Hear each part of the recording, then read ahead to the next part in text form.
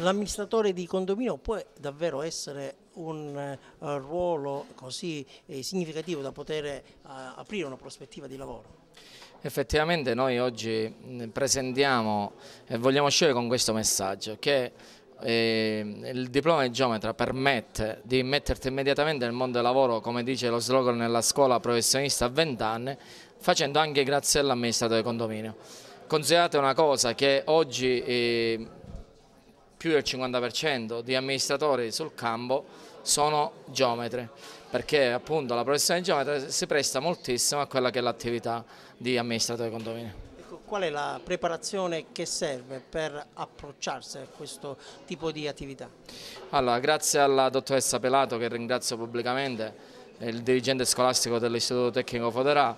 ha capito il messaggio che noi vogliamo dare, quello di, intanto alle classi quinte, di fare un corso propedeutico di preparazione base a quella che è l'attività di amministratore di condominio,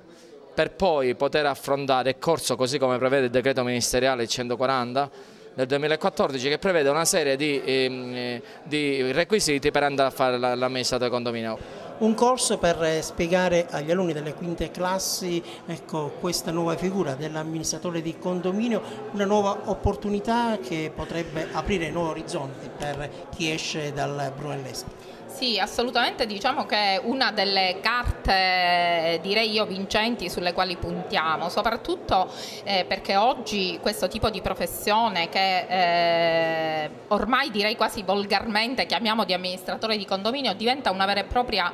professione di gestione immobiliare, e sappiamo quanto il mercato immobiliare sia complesso e peraltro ci dicono le cronache oggi assolutamente in crescita, per cui imparare già a scuola a fornire servizi in un campo che offre già da oggi un importante sbocco significa anche dare ai ragazzi l'opportunità di costruirsi un futuro. Ti piacerebbe fare l'amministratore di condominio? Sì, beh, sicuramente, è un bello sbocco, specialmente per comunque la scuola che abbiamo scelto come geometri. Siamo qui oggi e vogliamo sapere di più, diciamo, su questo amministratore di condominio affinché noi possiamo rientrare anche, diciamo, in questo mondo.